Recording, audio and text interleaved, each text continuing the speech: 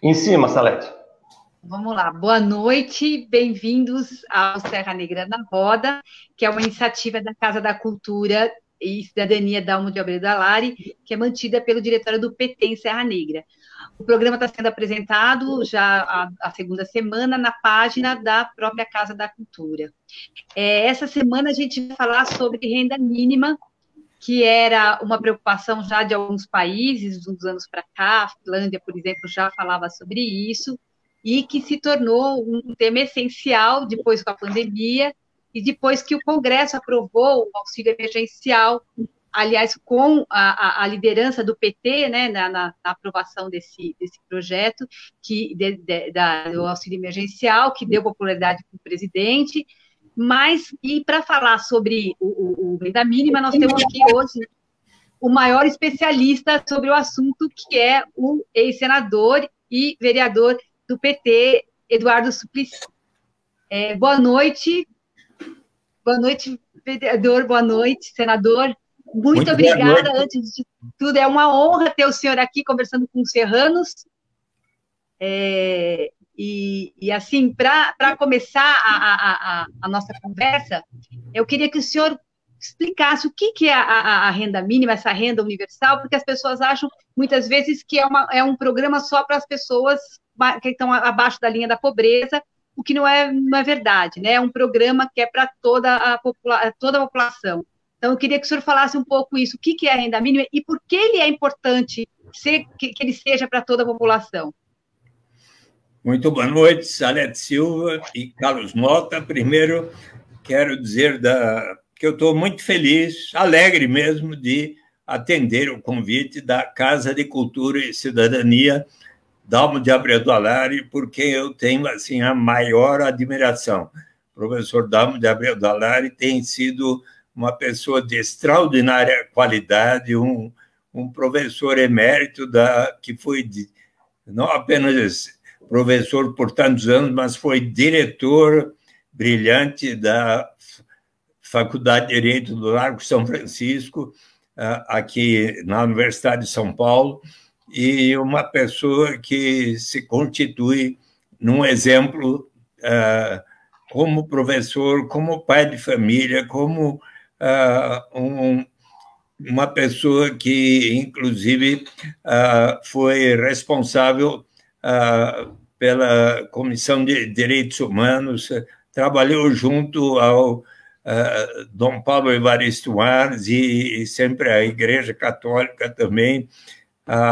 Teve um momento em que ele, uma passagem histórica tão impressionante, porque nas vésperas de quando o Papa estava vindo ao Brasil para realizar uma missa lá no Campo de Marte, e eis que, na véspera, ele acabou sendo sequestrado e acabou tendo um acidente, mas, mesmo assim, ele, com uma dificuldade física de subir até onde havia... Ele subiu lá no altar ali da missa e leu, acho que era a epístola, uma das leituras. Isso também o professor Dalmo teve outras passagens, sabe?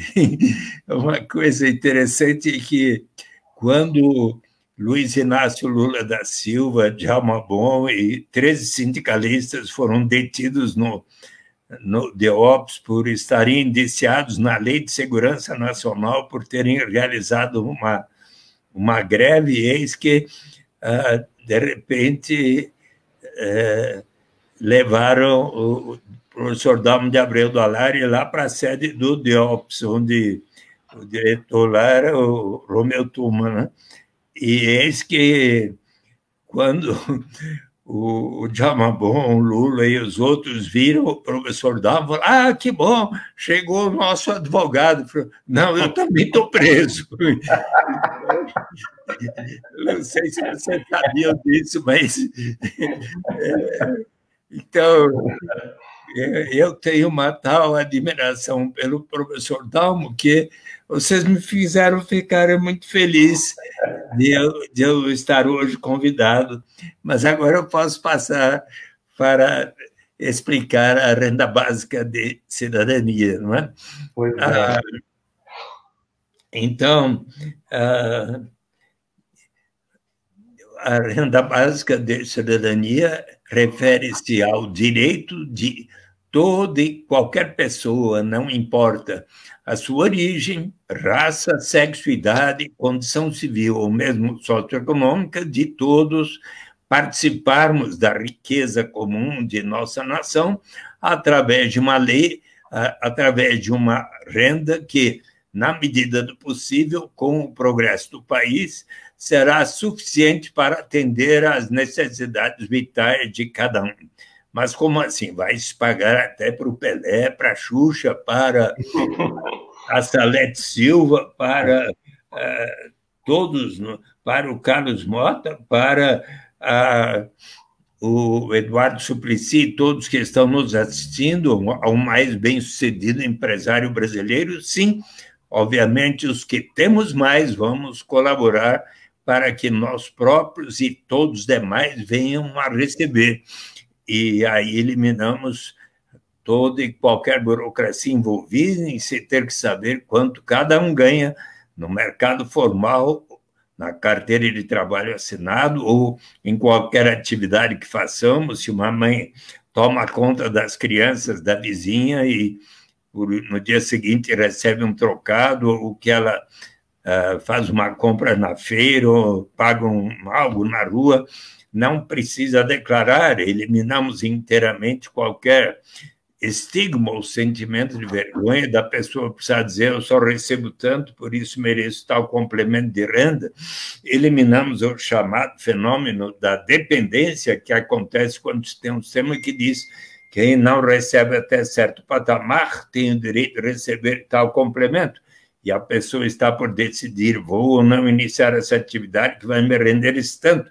Mas se eu iniciá-la, receber esse tanto, e aí vem o governo e me retira o que eu estava recebendo naquele programa, eu talvez desisto e entro na armadilha da pobreza ou do desemprego. Mas se todos iniciarmos da renda básica em diante, sempre haverá o estímulo ao progresso. Será mesmo? Será que não vai estimular a ociosidade? Eu te pergunto. Será que não? O que é que nós vamos fazer com aquelas pessoas que têm uma tendência inarredável à vagabundagem? Será mesmo? Pensemos um pouco em nós, seres humanos, nas mulheres e nos homens. Todos nós amamos realizar uma série de atividades, mesmo sem remuneração no mercado. As mães, quando estão amamentando seus nenês, qualquer hora do dia, da noite, da madrugada, com todo amor e carinho. Nós, pais e mães, quando estamos cuidando do desenvolvimento, da alimentação de nossas crianças, com toda atenção, quando nossos pais e avós são mais idosos, precisam da nossa atenção, ali estamos. Nas associações de bairros, nas igrejas de todas as denominações, ali nos centros e diretórios acadêmicos, na Casa de Cultura e Cidadania, Dalmo de Abreu do Alari, quantos de nós não realizamos uma série de atividades porque nos sentimos úteis perante a comunidade? Quando Vincent van Gogh e Amedeo Modigliani pintaram as suas obras, saíam pelas ruas para tentar vendê-las, para alcançar a sua sobrevivência, mal conseguiam. Ambos ficaram doentes, morreram precocemente. Hoje as suas obras são vendidas por milhões de dólares, não é? A Constituição brasileira assegura o direito à propriedade privada, o que significa que aquela pessoa que detém a propriedade de uma fábrica, de uma fazenda, de um hotel, de um restaurante, de uma loja, de uma propriedade imobiliária, de títulos financeiros, estas pessoas têm o direito de receber lucros, juros, aluguéis. E, por acaso, diz a nossa lei maior que, para uma pessoa que detém tais tipos de capital, ela precisa necessariamente comprovar que esteja trabalhando, que suas crianças e adolescentes estejam indo à escola? Não. Então, se asseguramos aos mais ricos o direito de estar recebendo tais rendimentos sem aquelas condicionalidades, por que não estendermos a todos, ricos e pobres, o direito de todos participarmos, pelo menos, um pouco da riqueza gerada em Serra Negra, no estado de São Paulo, na cidade maravilhosa do Rio de Janeiro, lá na floresta amazônica, no Pantanal do Mato Grosso, e nos pampas do Rio Grande do Sul, nas cataratas da Foz do Iguaçu, na riqueza gerada nesta cidade extraordinária de São Paulo, é uma questão de bom senso, ainda mais quando pensamos em certos aspectos da nossa história.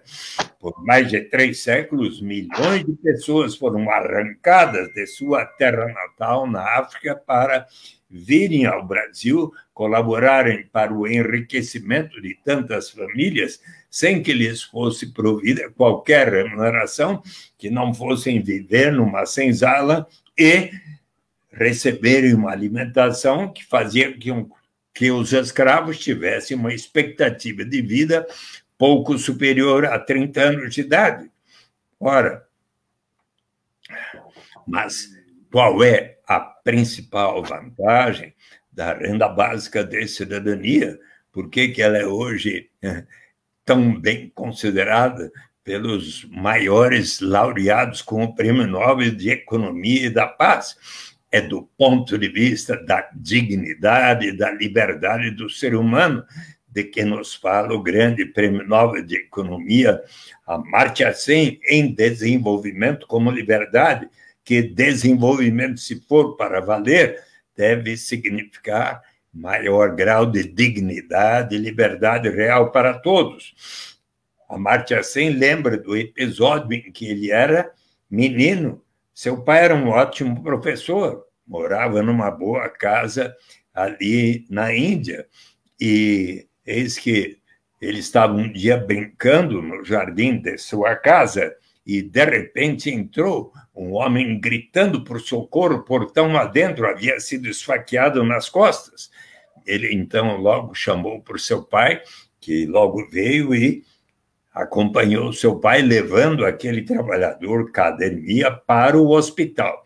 No caminho, ele disse: bem que minha mulher tinha me avisado para não vir a este lugar tão perigoso, caracterizado por lutas étnicas, mas eu não tive outra alternativa senão neste bairro encontrar um trabalho que pudesse dar o sustento da minha família.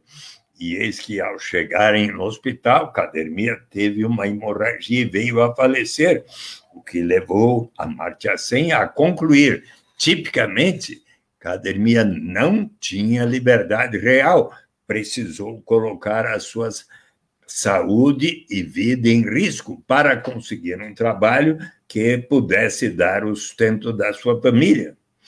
Da mesma maneira, aquela mulher que, às vezes, aqui em São Paulo, não tendo como dar de comer em casa para suas crianças, para a sua avó, resolve vender o seu corpo ali na Praça da Luz ou em outros lugares, ou para aquele rapaz que, não tendo como ajudar no orçamento de sua família, resolve se tornar um aviãozinho da quadrilha de narcotraficantes, como personagem lá dos Racionais MCs, do Mano Brown, do Homem na Estrada, que recomeça sua vida, sua liberdade e dignidade, que foi perdida, subtraída, e quer provar a si mesmo que realmente mudou e quer dizer ao crime nunca mais.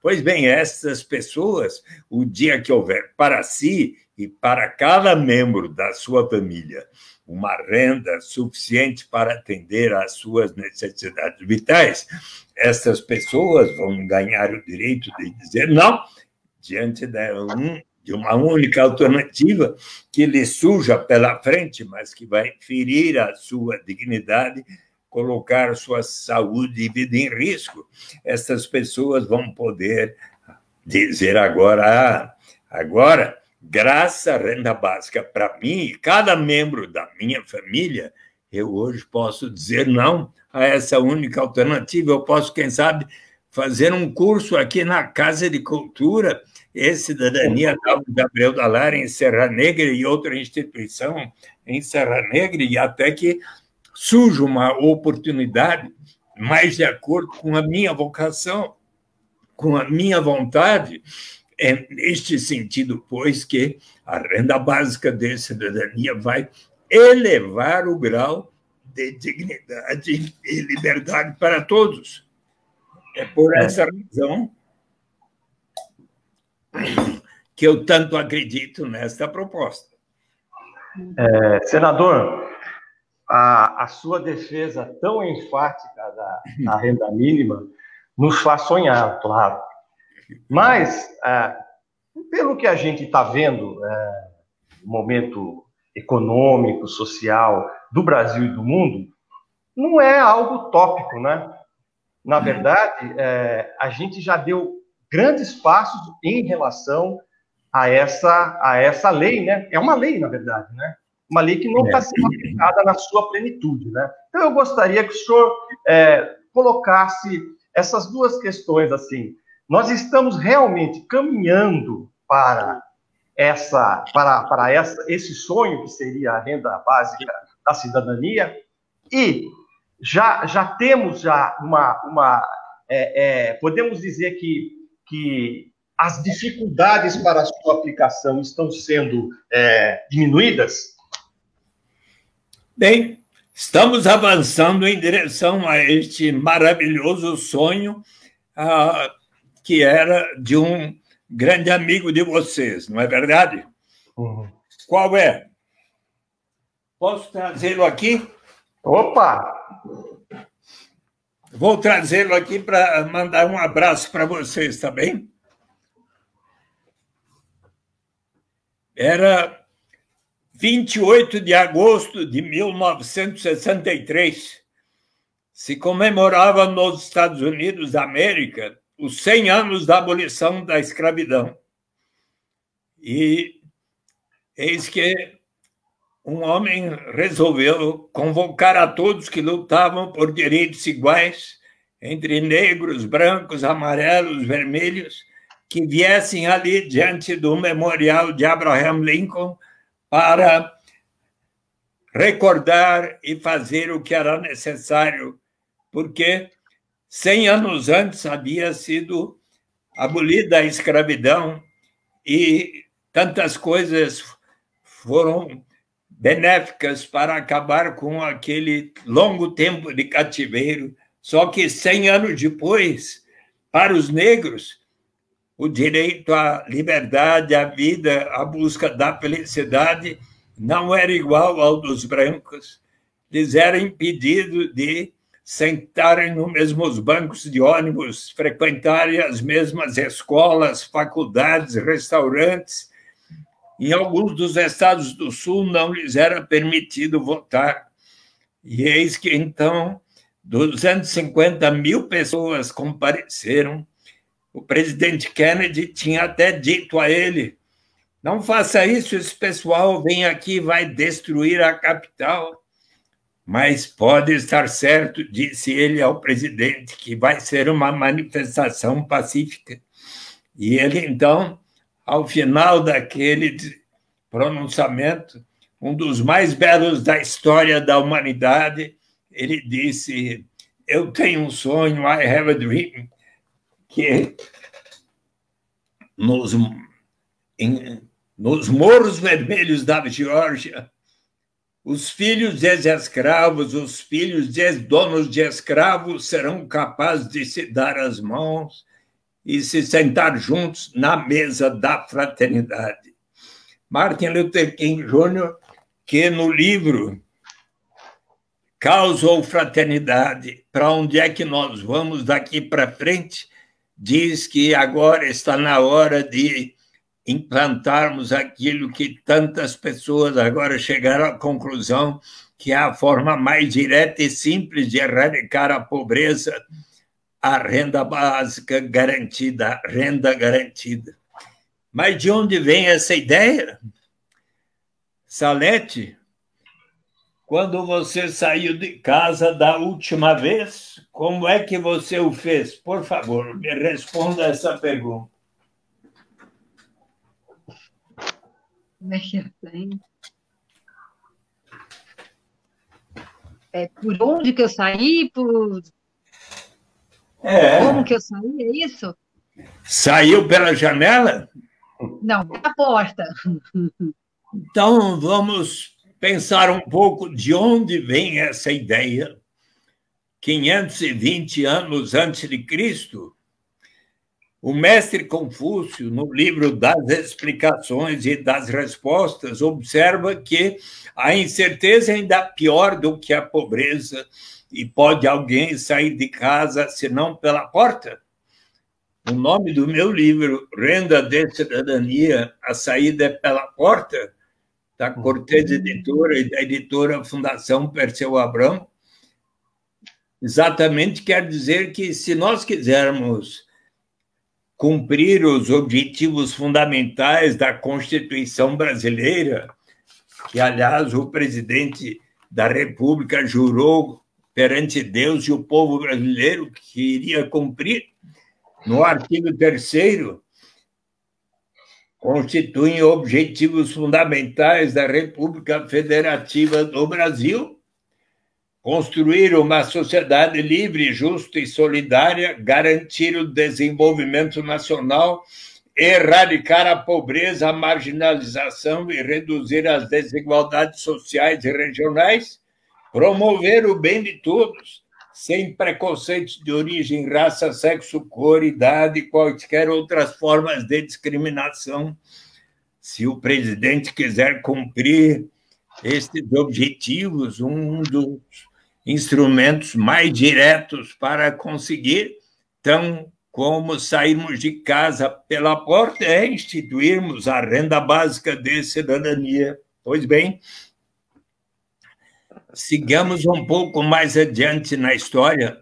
300 anos antes de Cristo, Aristóteles, em Política, diz que a política é a ciência de como alcançar o bem comum, uma vida justa para todos.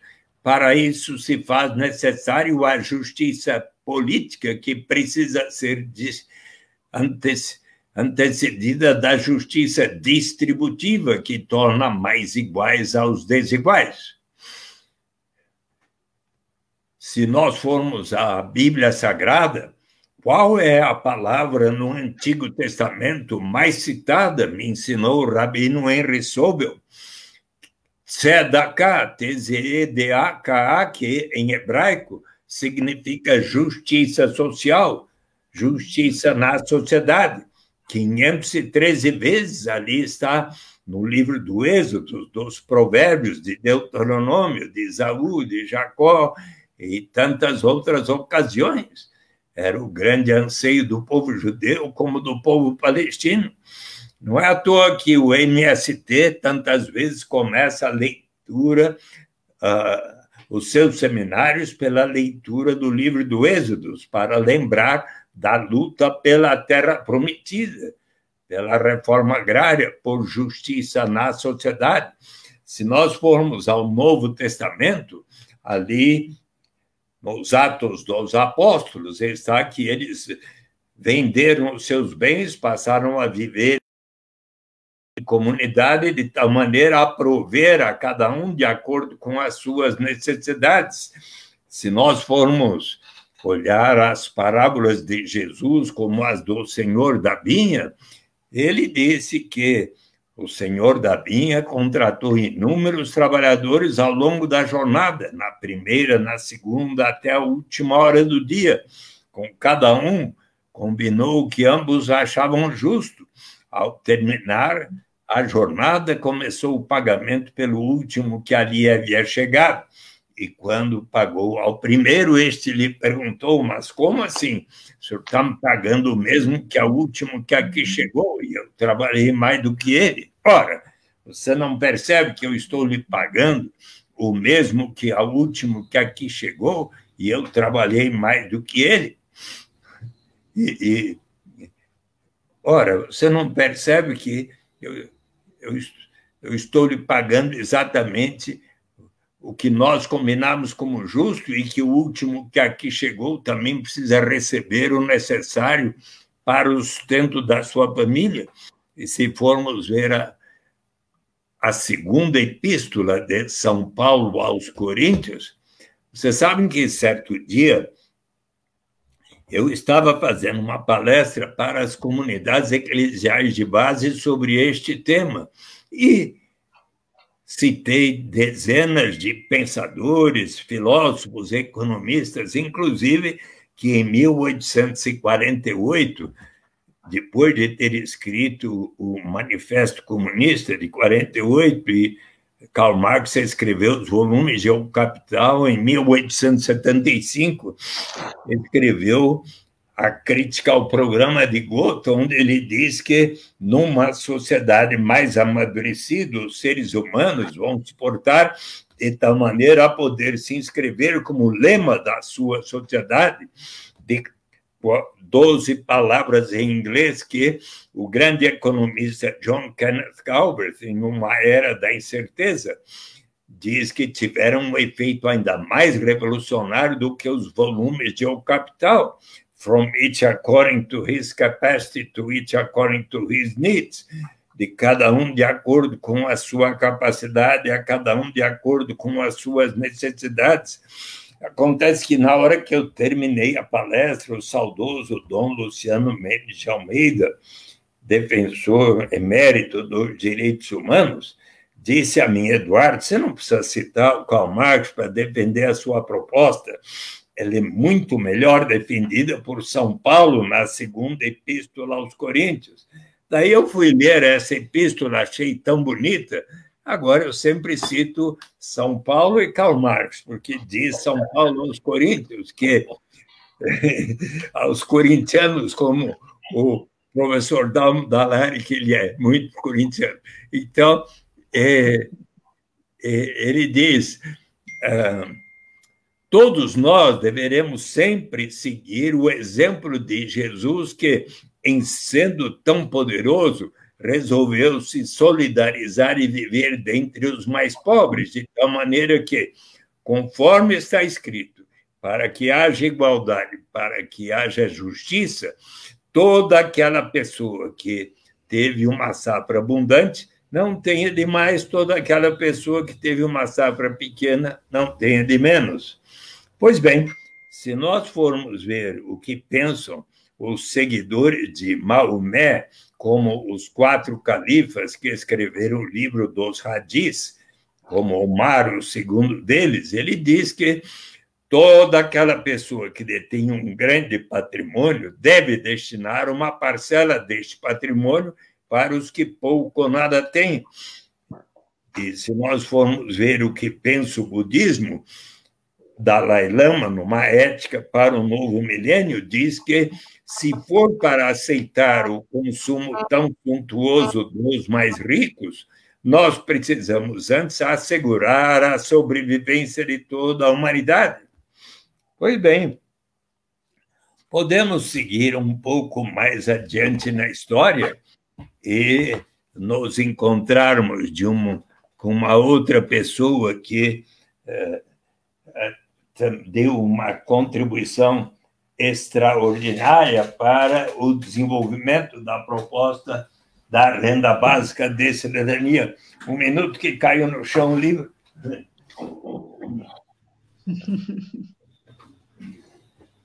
Vocês sabem que, quando o presidente Jair Bolsonaro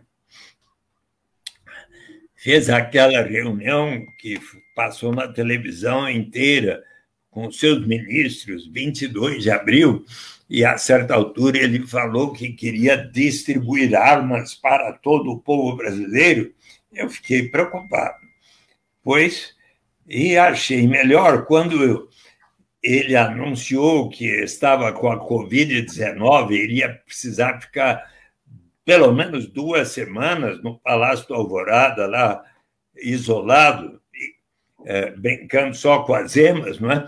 Então, eu falei, é a oportunidade para ele ler um livro e resolvi enviar para ele o livro A Utopia, de Thomas More. Vocês sabem que Thomas More viveu no início do século XVI. Ele estudou para ser sacerdote, filosofia, teologia, mas antes de se tornar padre, o rei Henrique VIII resolveu convidá-lo para trabalhar na corte, onde ele se tornou um homem de extraordinária influência.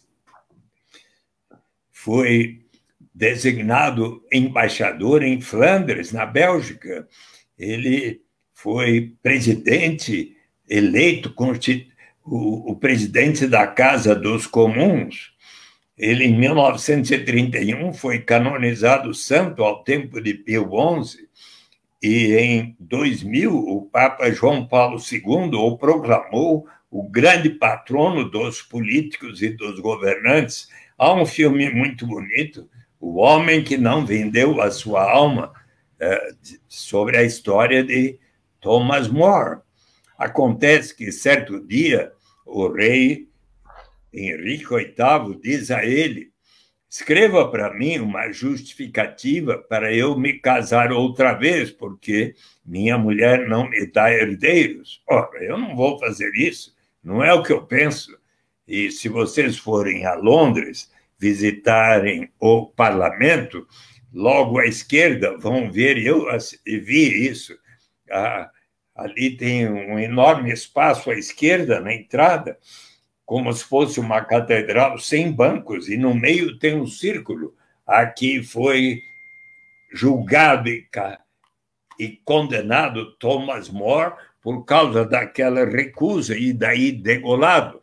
Outro dia eu estava conversando, fazendo assim uma conversa ao vivo com o Leonardo Boff, e ele me disse que conhece tão bem Thomas More. Ele falou que era um homem de muito bom humor, e no momento em que iriam degolá-lo, ele disse aos que iriam passar a degola no pescoço dele: deixa eu levantar a cabeça, porque eu não quero que vocês cortem a minha barba. E daí cortaram só o pescoço dele.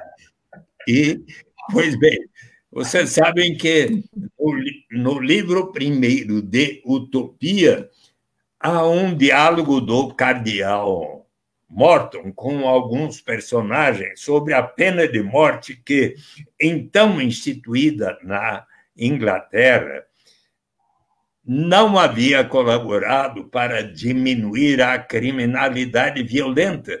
E eis que, então, o viajante português Rafael Itludeu em grego significa um contador de histórias, observa: muito mais eficaz do que infligir estes castigos horríveis a quem não tem outra alternativa senão, de primeiro, tornar-se um ladrão para daí ser transformado em cadáver, é você assegurar a sobrevivência das pessoas.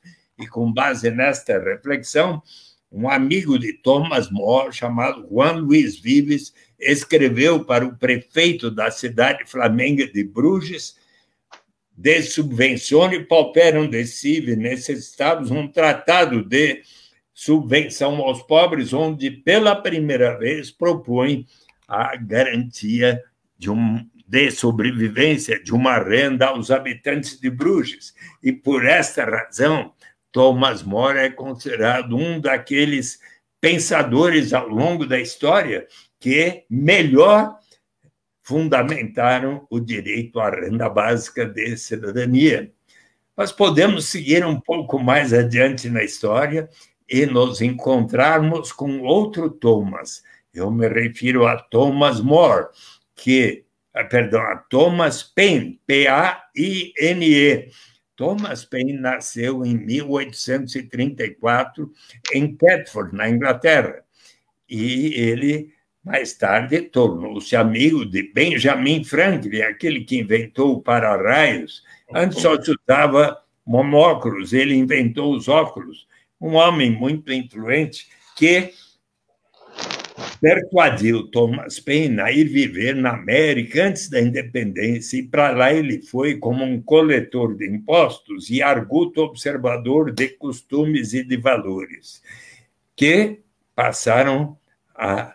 Aí ele passou a escrever ensaios que tiveram um enorme impacto. O presidente George Washington escreveu para um amigo que nenhum outro ensaio tivera tamanha influência sobre a mente dos americanos para batalharem por sua independência quanto Common Sense, senso comum, que, publicado em janeiro de 1776, ocasionou que, 6 meses depois, em 4 de julho de 1776, os americanos tivessem proclamado a sua independência, o que dizia Thomas Paine em senso comum. Contraria o bom senso que uma ilha domine um continente e coisas como tais. Acontece que, por causa de suas ideias consideradas tão ousadas e progressistas, ele começou a se sentir perseguido na América e resolveu voltar para a sua terra natal na Inglaterra. Mas lá chegando, imagine, começaram a queimar os seus livros. Este homem responsável pela perda da nossa principal colônia. E ele, então, resolveu ir para a França e, de tal maneira, se engajou na luta por liberdade, igualdade e fraternidade que, 3 anos após a Revolução Francesa de 1789, ele foi eleito, embora estrangeiro, constituinte francês. E, nesta qualidade, ele, em 1795, escreveu um ensaio para a Assembleia Nacional da França, denominada Justiça Agrária, que está reproduzida em 20 páginas em português, no meu livro Renda de Cidadania, em que ele diz que a pobreza é algo que tem a ver com a civilização e a instituição da propriedade privada, pois ali na América, onde ele tinha estado, não enxergara tamanha destituição e pobreza como nas vilas e cidades europeias de então. Por que razão?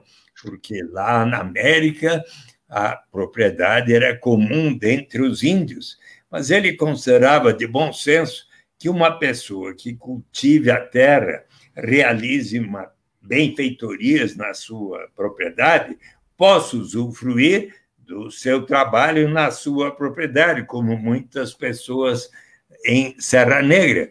Mas era o seu plano que todas as pessoas que assim o fizessem destinassem uma parcela de seu rendimento para um fundo que a todos pertenceria, e deste fundo, uma vez acumulado, se pagaria a cada pessoa residente naquela nação, e isso era uma proposta, ele enfatiza, para todos os países, se pagaria a cada pessoa uma renda básica e um capital básico como um direito inalienável de todos participarem da riqueza comum daquela nação. A ninguém seria negado.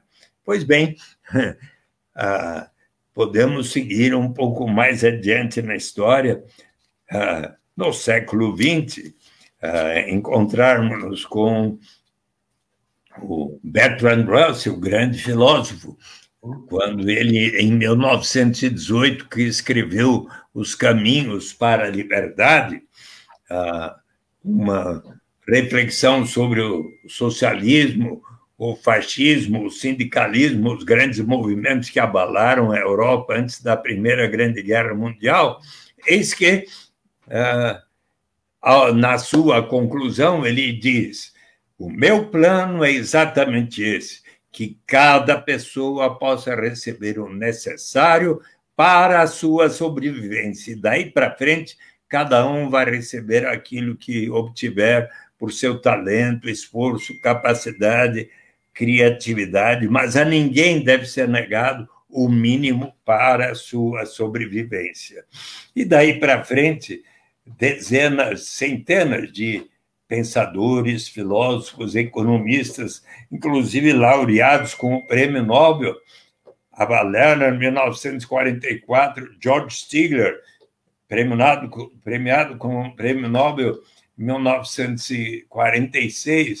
Ele escreveu na revista de Economia Americana, Economic American Review, um ensaio sobre o salário mínimo e diz que, se se quiser bem erradicar a pobreza e promover o emprego, melhor ainda será a garantia de uma renda através de um imposto de renda negativo.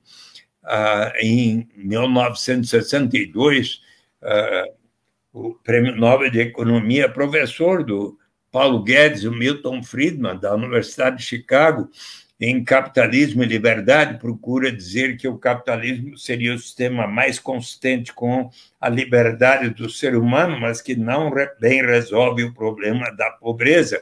Se se quiser resolvê-lo, é necessário instituir a garantia de uma renda mínima através de um imposto de renda negativo.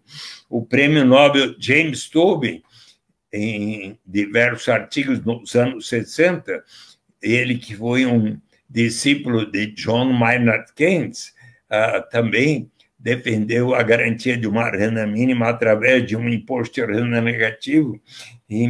Nos anos 30, no círculo de Cambridge, em torno de John Maynard Keynes, a Joanne Robinson escreveu que era necessário se pagar uma libra esterlina a cada cidadão na Inglaterra a cada sábado. O John Maynard Keynes, em How to Pay for the War, como se pagar pela guerra que iria acontecer com a Alemanha e o Japão, disse que era necessário se separar o suficiente para a defesa e, como iria haver problemas sociais na guerra, precisaria se separar pelo menos 2% do produto nacional bruto, de 5 milhões de libras esterlinas, para se prover uma renda básica, no total de 100 milhões de libras esterlinas para o povo. E tantos foram... Bom, em 1968, James Tobin, Paul Samuelson, John Kenneth Galbraith e 1.200 economistas escreveram para o Congresso Nacional Norte-Americano que nos Estados Unidos da América, então, tinha 150 milhões de americanos, de habitantes, era necessário se instituir uma renda mínima para todas as pessoas. E então o presidente eleito em 68, Richard Nixon, republicano, convidou um arquiteto de programas de combate à pobreza dos governos John Kennedy e Lyndon Johnson, o Daniel Patrick Moynihan, que depois se tornou senador, para elaborar um plano, o Plano de Assistência à Família, pelo qual toda família norte-americana que não recebesse anualmente pelo menos $3.900 passaria a ter o direito de receber 50% da diferença entre aquele patamar e o nível de renda da pessoa. O projeto foi aprovado por 260 e tantos a 150 e tantos na Câmara dos Deputados. Todavia, no Senado, na Comissão de Finanças, por 10-6, foi derrotado. E daí para frente, foram muitos os economistas. Mas, por exemplo, nos anos 80, era 1984, quando o Felipe Van Parijs, junto com 2 outros filósofos economistas da Universidade Católica de Louvain, se juntaram para escrever um trabalho para o Collège d'Europe, onde o rei Balduíno estava oferecendo um prêmio ao melhor trabalho. E Felipe Van Parijs e seus colegas escreveram um excelente trabalho sobre justamente a origem da renda básica, desde os primórdios, desde Thomas More, Thomas Paine, e assim por diante, até os dias de hoje. Então, ganharam um prêmio do melhor trabalho, $4.000. Com esses $4.000, Philippe Van Parijs convidou cerca de 50 dos melhores estudiosos sobre como erradicar a pobreza e as transferências de renda e os convidou para virem à Universidade Católica de Louvain, onde, em 1996, estes filósofos, economistas e tudo fundaram um fórum para que se batalhasse para que em todos os países da Europa se instituísse a renda básica de cidadania. E, enquanto estavam na refeição, um deles falou bien, o outro falou, ótimo nome, Basic Income European Network, a rede europeia da renda básica, que passou a se reunir a bien a cada 2 anos, daí para frente, e agora, nesses anos recentes, já está se reunindo a cada ano. Este ano deveria ter havido um congresso na Austrália, mas por causa da pandemia foi adiado. E então eu estaria lá, mas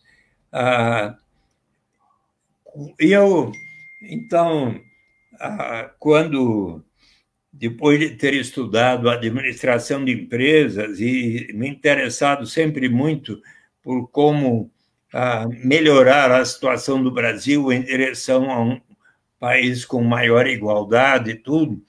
E então, quando surgiu um concurso para ser professor de economia na Fundação Getúlio Vargas, eu resolvi prestar e, por ter passado, consegui aí fazer o mestrado, depois o doutoramento na Michigan State University, e também 15 meses em Stanford, e lá aprendi muitas coisas, e dentre as quais a ideia da garantia de uma renda para todos. Mas a primeira proposta que eu apresentei logo que cheguei no Senado, foi o primeiro senador eleito pelo PT, em 1990, já em abril de 91, eu apresentei um primeiro projeto de garantia de renda mínima através de um imposto de renda negativo. Toda pessoa adulta que não recebesse pelo menos 45 mil cruzeiros da época, 1991, equivalentes a $150 da época, passaria a ter o direito de receber 50% da diferença entre aquele patamar e o nível de renda da pessoa. Ninguém teria menos que 22.500 ou $75 por mês. E aí,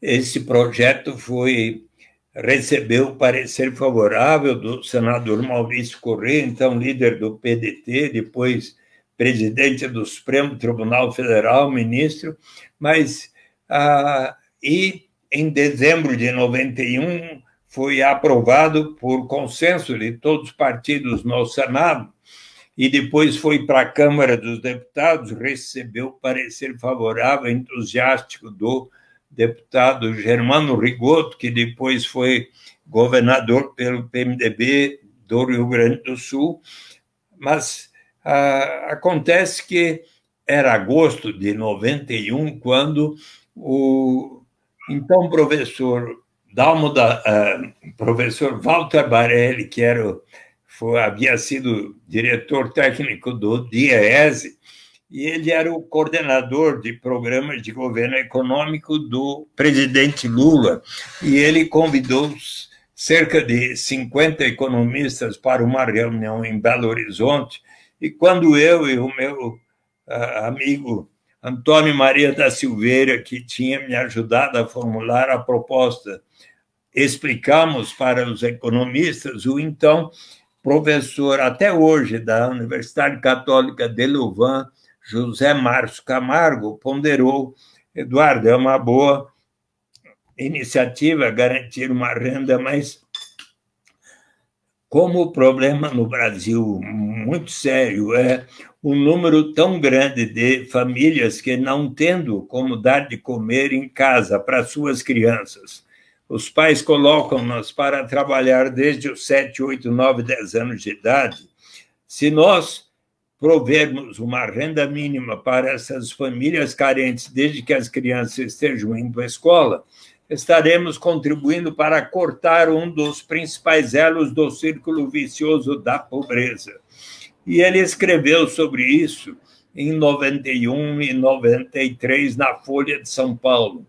Em 94 para 95, o governador Cristóvão Buarque, eleito pelo PT, então, e o prefeito de Campinas, José Roberto Magalhães Teixeira, do PSDB, ambos iniciaram programas de renda mínima associados às oportunidades de educação, que então se espalharam pelos seus efeitos positivos por Ribeirão Preto, Belo Horizonte, Belém, Mundo Novo, Caxias do Sul, dezenas de municípios, e lá no Congresso Nacional, na Câmara dos Deputados, surgiram projetos como que de Nelson Marquesan, de Chico Vigilante, de Pedro Wilson, do PSDB, PT, e lá no Senado, de José Roberto Arruda, do PSDB, Ney Suassuna, Renan Calheiros, do PMDB,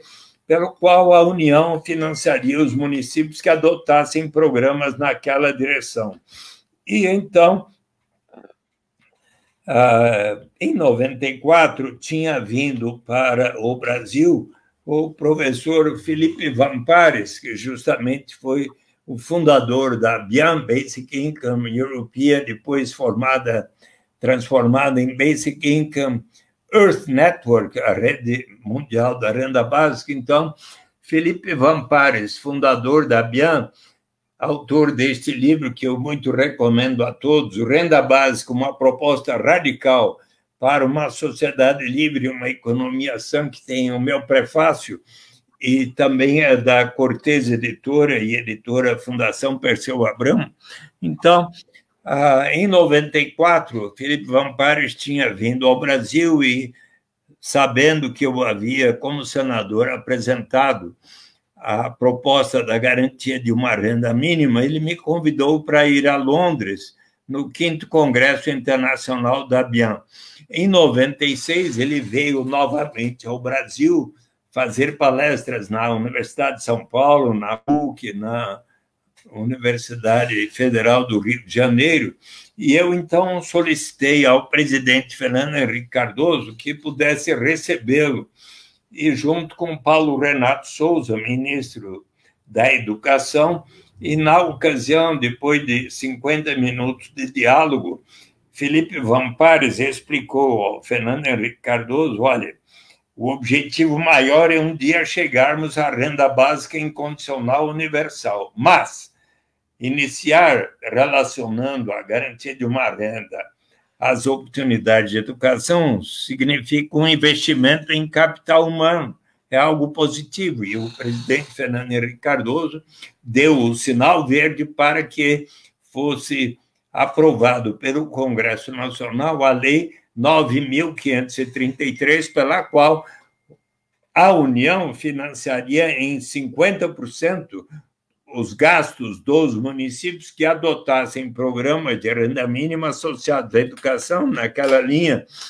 E esse projeto foi aprovado, a Lei 9.533, de 97, no segundo semestre, e para que a União, nos primeiros anos, financiasse os gastos dos municípios de 20% menor renda per capita, até que no 5º ano todos. Mas antes que se chegasse ao 5º ano, em 2001, o presidente Fernando Henrique Cardoso, dados os resultados positivos do programa, baixou medida provisória pela qual, e logo aprovada como lei por todos os partidos, a Lei 10.216, pela qual a União financiaria 100% dos gastos de todos os municípios que adotassem programas daquela direção, que vieram a se chamar de Bolsa Escola, conforme Cristóvão Buarque tinha batizado, e a lei, em homenagem ao José Roberto Magalhães Teixeira, se chamou com esse nome. E 6 meses depois veio o Bolsa Alimentação, relacionado às vacinas das crianças. Logo mais, o auxílio gás, R$ 15 por mês às famílias carentes para adquirir o gás de cozinha. Quando eleito o presidente Lula em 2002, ele lançou o programa Fome Zero.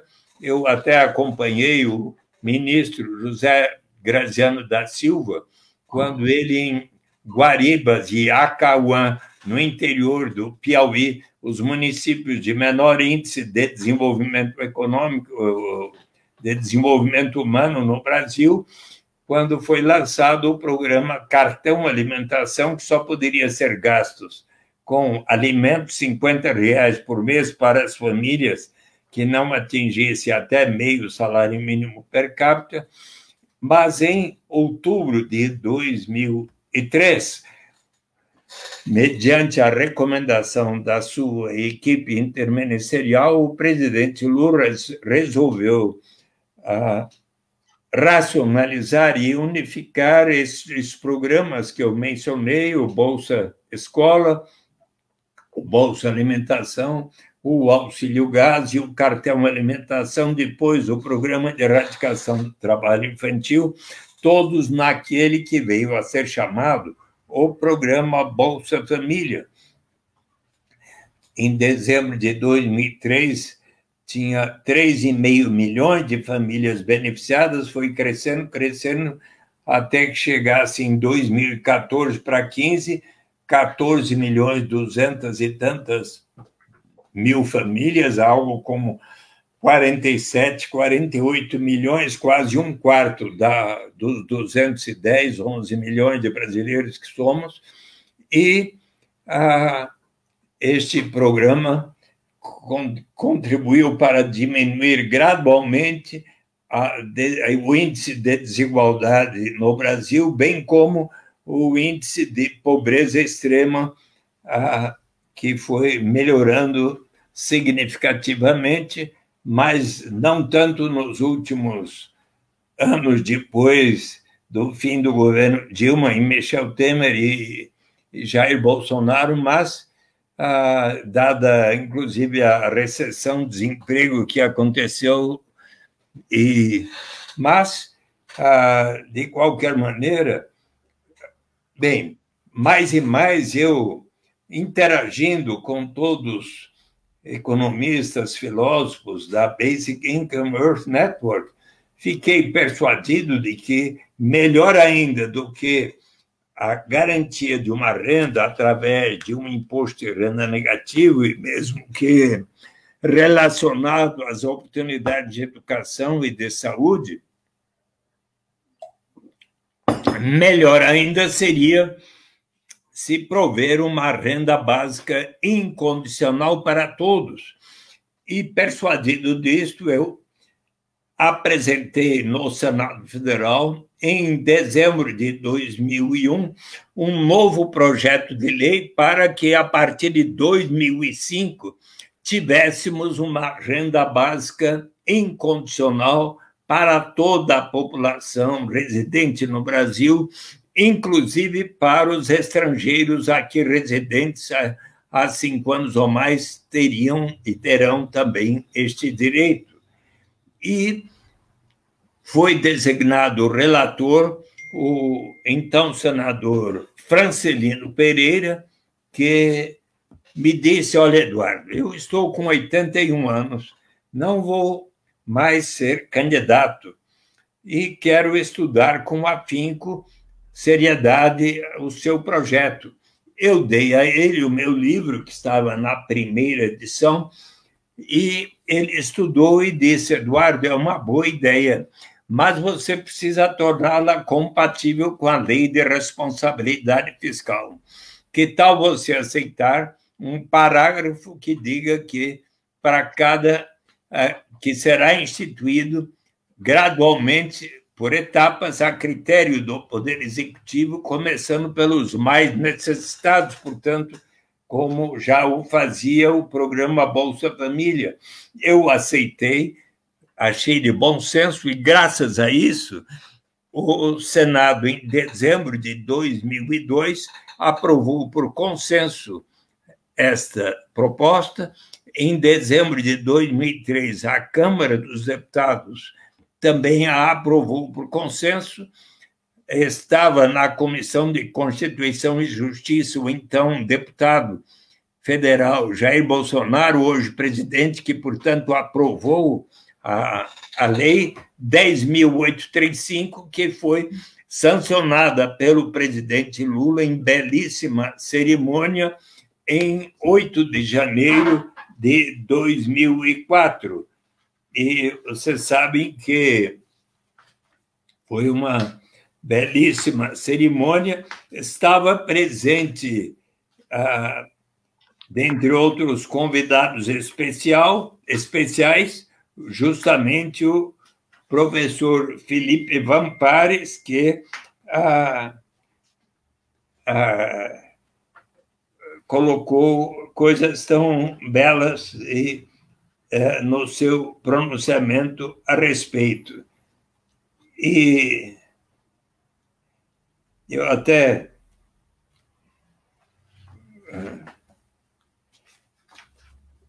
gostaria de aqui lhes contar qual foi a mensagem que, naquele dia, aquele que é considerado o maior economista brasileiro, eu, pelo menos assim o considero, o professor Celso Furtado, a mensagem que ele, então, encaminhou ao presidente Lula. Só um momentinho, por favor.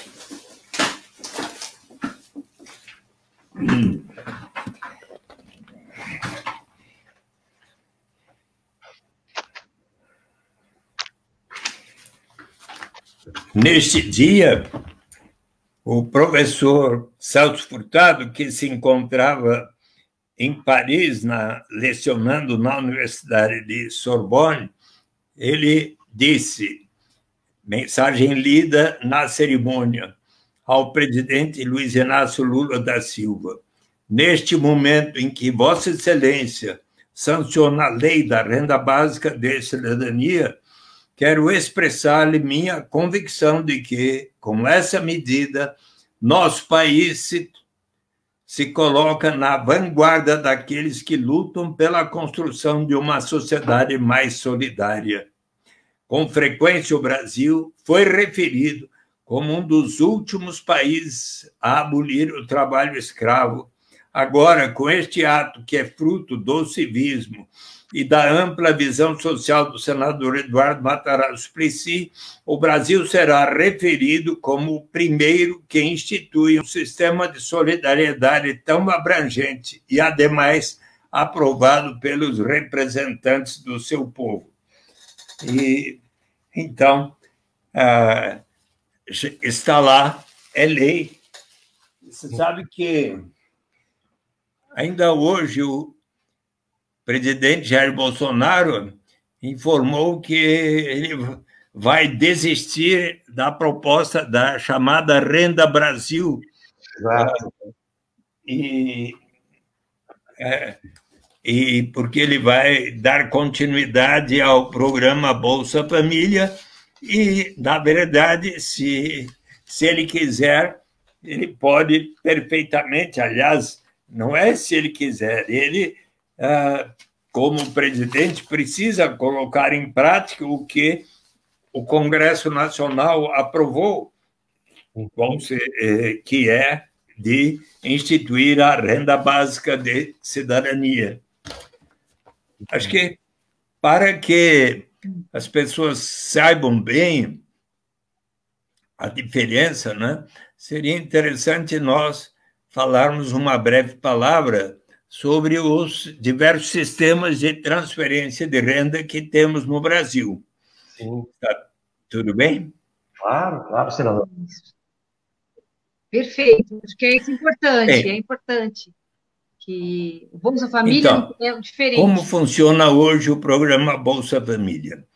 Toda família no Brasil, se a sua renda familiar per capita não alcançar pelo menos R$ 178 por mês, por pessoa, ela passa a ter o direito de receber um complemento de renda, o benefício do Bolsa Família, que começa com, caso a renda familiar per capita não atinja sequer R$ 89, começa com R$ 89 mais 41, 2 vezes 41, 3, 4, 5 vezes R$ 41 por mês.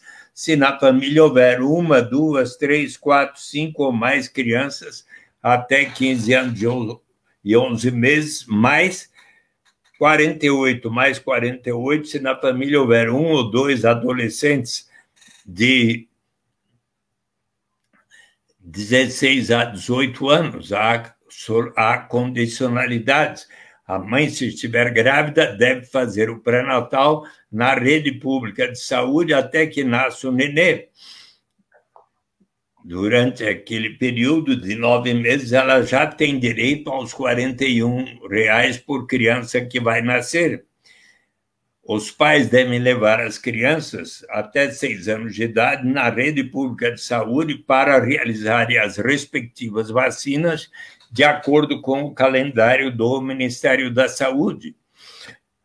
As crianças de 7 a 15 anos e 11 meses precisam frequentar pelo menos 85% das aulas nas escolas e os adolescentes ao menos 75% das aulas nas escolas. A presidenta Dilma lançou em 2012 o Brasil Carinhoso, que complementa o Bolsa Família da seguinte forma: numa família que esteja dentro daqueles parâmetros, beneficiária do Bolsa Família, se somarmos a renda da família, isto é, do pai, da mãe, de quem mais tiver renda na família, com os benefícios do Bolsa Família que eu acabo de descrever, e se dividirmos pelo número de pessoas na família, não se alcançar pelo menos R$ 89 por mês, então o governo da União complementará o necessário para se atingir R$ 89 per capita. Cabe assinalar que o Instituto de Pesquisas Econômicas Aplicadas do IPEA, há 2 meses e pouco atrás, disse que era necessário já se ajustar em 29% os valores do programa Bolsa Família. Portanto, está um tanto atrasado o governo Jair Bolsonaro em fazer o reajuste. E, então, esse é o programa Bolsa Família. Agora, é interessante também que, em abril passado, dado o início da pandemia do coronavírus, houve uma decisão do Congresso Nacional em favor do auxílio emergencial. O governo Bolsonaro tinha até considerado cerca de R$ 200 por mês por pessoa, mas o Congresso, sobretudo pela iniciativa dos deputados e senadores da oposição, avaliaram que chegaram a pensar em um salário mínimo, que seria R$ 1.035, mas concordaram que fosse R$ 600 por mês, até 2 pessoas por família, para todas aquelas famílias que, onde há a renda familiar até 3 salários mínimos ou meio salário mínimo per capita, podendo também aquela família monoparental, ou seja, só de pai ou só da mãe, e também a família que, porventura, uma adolescente que, com menos de 18 anos, tem uma criança, também ela terá o direito a R$600 por mês por pessoa, se tiver 2 pessoas na família, até R$1.200 para a família. E isto de abril, março, junho, julho, agosto. Na semana passada, o presidente Bolsonaro resolveu estender de setembro a dezembro, mas diminuindo de R$600 para R$300 o benefício para até 2 pessoas, 300 mais 300, R$600, para os meses de setembro a dezembro, enquanto houver esta pandemia do coronavírus, que, infelizmente, está se estendendo bastante, né? Uhum. E temos ainda outros programas de transferência de renda que estão sendo estudados pelo governo. Ele tinha anunciado que iria fazer uma Renda Brasil, possivelmente modificando esses outros programas, porque nós temos ainda o benefício da prestação continuada, toda aquela família onde a renda familiar per capita não atinge sequer um quarto do salário mínimo, e tem uma pessoa de 65 anos ou mais, ou uma pessoa com deficiência, esta família tem direito de receber um salário mínimo, que hoje está em R$1.035. Tem também o auxílio, o seguro-desemprego, temos também o abono salarial e tem, enfim, o Bolsa Família e agora o auxílio emergencial. São diversas formas de transferência de renda. Há um estudo feito pelo IPEA, por alguns economistas, que sugeriram de transformar o salário família, mais o Bolsa Família e mais o benefício concedido àquelas pessoas que têm maior renda e que têm o direito a desconto do imposto de renda por cada adolescente até 16 anos, criança ou adolescente, que, como este programa tem um valor até maior que o Bolsa Família, que então pudesse haver uma unificação desses 3 programas para se iniciar uma renda básica de cidadania para todas as pessoas até 16 anos. Há um outro grupo de economistas que sugeriu de transformar o benefício da prestação continuada e outros programas em uma renda básica para todas as pessoas idosas de 65 anos ou mais. Então, haveria aí já um caminho, primeiro para os de 16 anos, depois os de 60 e tantos anos ou mais, mas o propósito, pela lei da renda básica de cidadania e pelos fatores que eu mencionei, o propósito é chegarmos o quanto antes à renda básica de cidadania e, quem sabe, possa Serra Negra se tornar um exemplo, tal como hoje uma cidade brasileira está se tornando um exemplo da renda básica de cidadania. Carlos Mota e Salete Silva já conhecem, já estiveram nessa cidade? Maricá? Não. Maricá, na costa do Rio de Janeiro. Tem uma vantagem deles receberem royalties do pré-sal, mas eles iniciaram inúmeras iniciativas, inclusive de um banco comunitário, de uma moeda social denominada Mumbuca, equivalente a R$1, e em dezembro último, já 1/4 da população de 162 mil habitantes, 42.500 habitantes, todos que estavam nas famílias que ganham até 3 salários mínimos, passaram a receber 130 mumbucas por mês. A partir de abril, com a pandemia, daí passaram para 300 mumbucas por mês. Em dezembro, está previsto que metade da população estará recebendo a renda básica de cidadania e até 2024 se tornará universal e incondicional para toda a população ali residente há 3 anos ou mais. E vocês, Salete e Carlos, já estiveram ali onde se paga uma renda básica, um dividendo igual a todos os seus habitantes?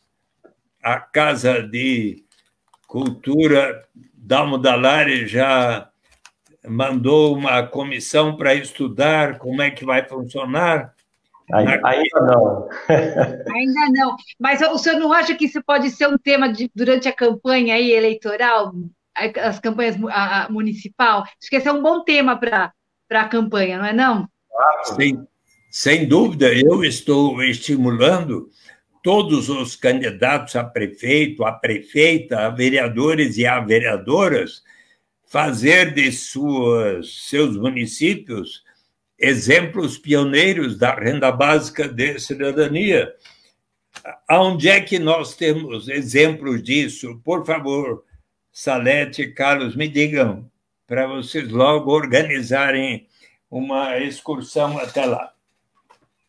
Olha, aqui no Brasil eu não sei muito, não, mas eu sei assim, a Finlândia teve fez um projeto que foi um projeto piloto.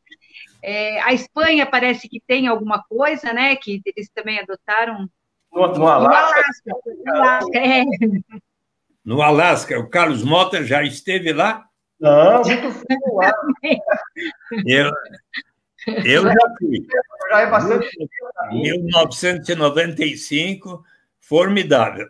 No início dos anos 60, o prefeito de uma pequena vila de pescadores, como tantas existem no Brasil, no litoral brasileiro, observou que de lá saía uma grande riqueza na forma da pesca, mas boa parte da população ainda era pobre.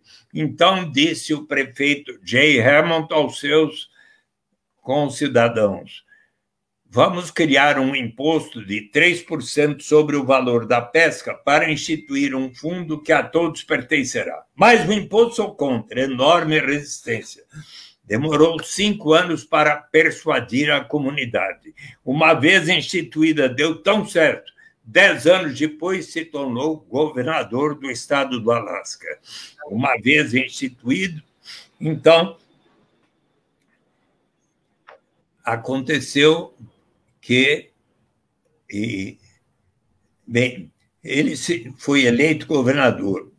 E no final dos anos 60, no Alasca, se descobriu, na Baía de Prudhoe, enorme reserva petrolífera, como nós aqui na camada pré-sal do Atlântico.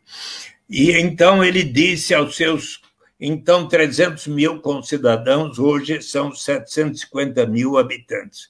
Nós precisamos pensar não apenas na geração presente, mas na vindoura, porque o petróleo, como outros recursos naturais, não é renovável. Vamos separar pelo menos 25% dos royalties decorrentes à exploração dos recursos naturais para instituir um fundo que a todos pertencerá. E ele quis que todos debatessem e votassem na proposta. 76 mil disseram sim, 38 mil não, 2-1 venceu. Aqueles 25% dos royalties passaram a ser investidos em títulos de renda fixa, ações de empresas do Alasca, contribuindo para diversificar a sua economia dos Estados Unidos, internacionais, inclusive da Petrobras, Vale do Rio Doce, Itaú, Bradesco, Banco do Brasil, de mais de 200 empresas brasileiras. Podem ver no site do Fundo Permanente do Alasca, empreendimentos imobiliários. E o fundo passou de $1 bilhão no início dos anos 80 para hoje, mais de 66 bilhões de dólares hoje. Vamos supor que vocês, Salete Silva e Carlos Mota, estivessem residindo no Alasca há pelo menos um ano ou mais. Entre 1º de janeiro e 31 de março, vocês teriam preenchido um formulário de uma página só. Eu sou Carlos Mota, eu sou Salete Silva, resido em tal endereço, se eu viajei no ano passado por tal qual motivo, estou aqui de volta, responde por suas crianças até 18 anos de idade, por elas recebe, trabalho em tal instituição, não precisa dizer qual a sua remuneração, nem o seu patrimônio acumulado, poucas perguntas a mais, 2 pessoas que lhe conhecem testemunha, essa declaração é verdadeira. Se assim tivessem procedido, entre 1º de janeiro e 31 de março, ao final de setembro, começo de outubro, por transferência eletrônica na sua conta bancária, ou se preferiu por cheque enviado à sua residência, se lá estivessem, estariam recebendo nos primeiros anos 80, primeiro 300, depois 400, 500. No ano 2008, quando o preço do petróleo foi lá para cima, o maior dividendo pago até hoje foram 3.600 e tantos dólares, pelo direito de todos partilharem da riqueza do estado do Alasca. Consequência, Alasca, 1980, o mais desigual dos 50 estados norte-americanos. Hoje, com coeficiente Gini 0,42, Alasca e Utah são os 2 estados mais igualitários dos Estados Unidos e constitui suicídio político para qualquer liderança do Alasca propor o fim desse sistema. É verdade, sim, que em Macau já está pagando desde 2008 4.000, 5.000, 6.000, 10.000 patacas, equivalentes a $1.240 por ano, para todos os seus 700.000 residentes permanentes. Mas as experiências têm sido realizadas, conforme, Salete, você mencionou, na Finlândia por 2 anos, resultados positivos também para... Ali no Quênia, eu fui visitar no ano passado, uma experiência formidável, nas vilas rurais pobres do Quênia, na Namíbia, na vila de Otivero, no estado de Madhya Pradesh, ali na Índia, e Grenoble, na França, Stockton, cidade da Califórnia, e também em cidades da Holanda, em diversos lugares, se está realizando experiências, e agora eu acredito que... Bom, eu espero ainda, durante a minha vida, ver instituída a renda básica de cidadania no Brasil e no planeta Terra, e estou me dedicando a esta finalidade. Desde o dia 23 de março passado, durante esta quarentena, eu acho que esta aqui é a exposição ao vivo que eu faço, de número em torno de 265 para cidades de pelo menos 20 estados brasileiros. Ontem eu fiz para Pernambuco, hoje, e assim, felizmente, e eu estou fazendo assim com todo o entusiasmo. Hoje eu fiz para a Fundação Getúlio Vargas aqui em São Paulo, mas a cada dia fazendo hora para o Piauí, hora para o Rio Grande do Sul, hora para o Rio de Janeiro, Minas Gerais e assim por diante. Mas eu espero conseguir colaborar para que Serra Negra, quem sabe se terminar a pandemia, eu possa ir fazer uma palestra para vocês, Claro. para encorajá-los pessoalmente a instituir a renda básica de cidadania e sugerindo a todos, prefeitos, prefeitas e vereadoras a batalhar por esse objetivo. Sabe que em 21 de julho último, no Congresso Nacional, formou-se a Frente Parlamentar em Defesa da Renda Básica de Cidadania, presidida pelo jovem deputado federal João Henrique Campos, filho do ex-governador, candidato a presidente que faleceu num desastre de avião, o Eduardo Campos, do PSB lá de Pernambuco, e ele é o presidente, mas porque eu sou autor da lei, ele me convidou para ser o presidente de honra dessa frente parlamentar. Perfeito. Perfeito, Salete. Já ultrapassamos o nosso tempo, já tomamos muito tempo do senador. Não é brincadeira essa maratona que ele está fazendo. Para nós, eu estou vendo agora que deu 1h30 já. Mas foi a entrevista mais fácil que eu já fiz, porque o senhor falou tudo e a gente não precisou. O senador já tem tudo na cabeça, já no cérebro, né? Realmente, isso é uma missão assim espetacular, né? Essa do senador. Como o senhor já se autoconvidou para vir aqui, né? Nós vamos cobrar essa promessa aqui de dar essa aula aqui pessoalmente aqui, quando for possível. A Casa da Cultura e Cidadania está aberta ao senhor e a todas as pessoas que têm esse senso de justiça e de dignidade. Né? Salete, você quer encerrar?